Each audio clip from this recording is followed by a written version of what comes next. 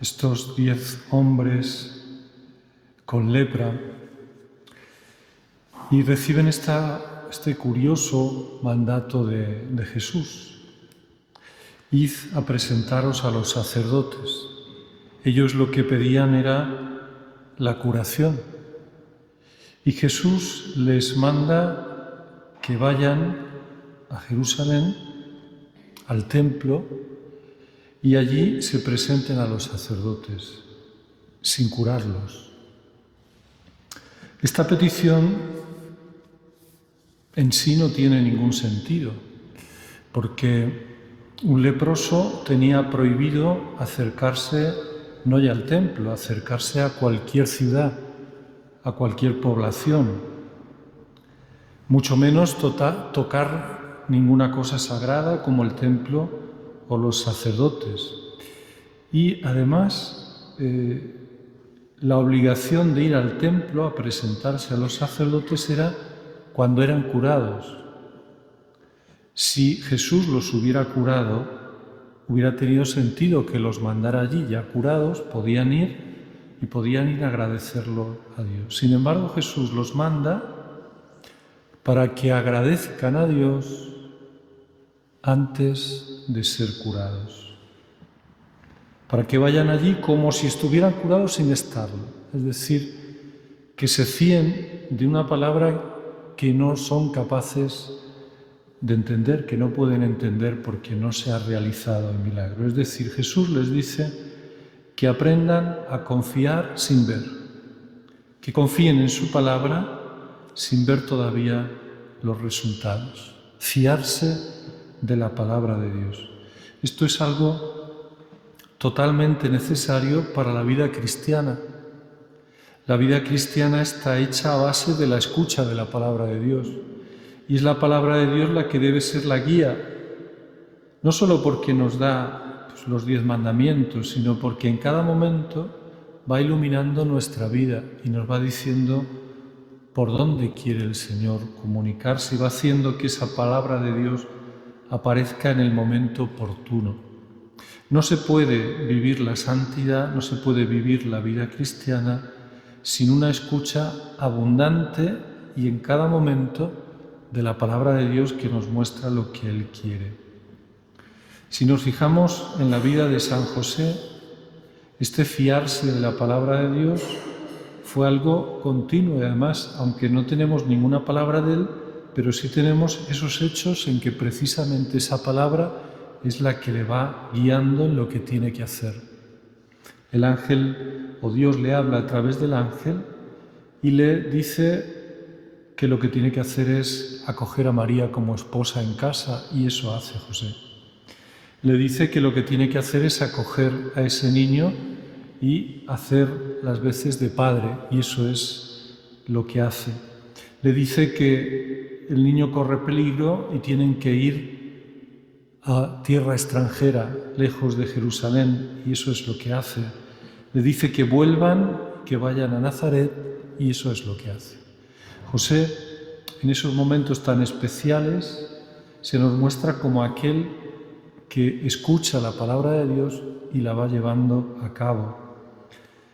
Él sabemos que vivió como un judío, por lo tanto, vivió escuchando abundantemente la palabra de Dios. Todos los sábados se reunían en la sinagoga para escuchar esa palabra y para explicársela unos a otros. Y él en casa habitualmente escuchaba y vivía esa palabra. La vivía porque él la tenía en casa. Él tenía la palabra de Dios, el verbo de Dios hecho hombre en Jesús. Pero sin olvidar que a él le pasa como a los leprosos. Tiene que creer sin ver. Porque a él se le ha dicho que su hijo es el Hijo del Altísimo. Pero lo que él ve es un niño que juega, que corre, que llora, que ríe, un niño. Y él tiene que aprender a ver en ese niño lo que le ha dicho la palabra de Dios.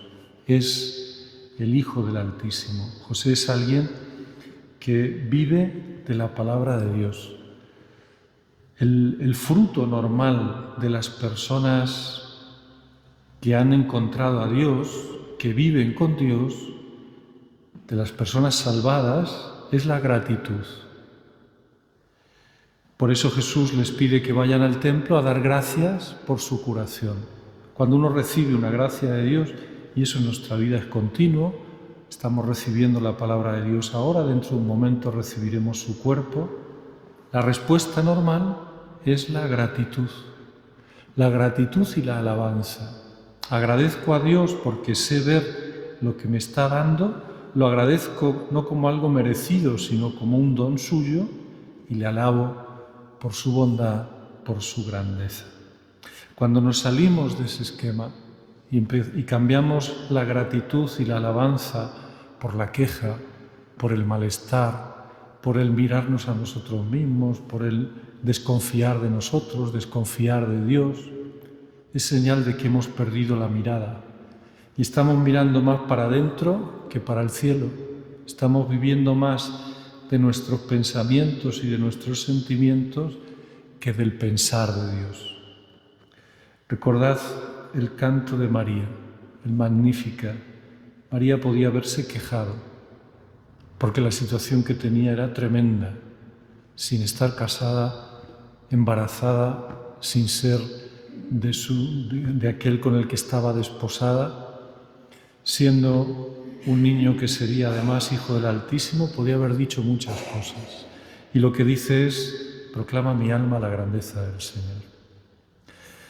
María no rezó eso solo una vez en casa de Isabel, lo rezó muchas veces a lo largo de su vida. Y lo rezó muchas veces con José. Muchas veces ellos dos entonaron este canto y proclamaron la grandeza del Señor por las maravillas que Dios había hecho en esa casa, en María, en José, en el niño, Hijo de Dios, hecho hombre. Aprovechemos hoy que nos fijamos en esta actitud, aprovechemos en mirar un poco cómo está nuestra gratitud y nuestra alabanza. ¿Cómo estamos nosotros de saber que Dios nos da muchos dones?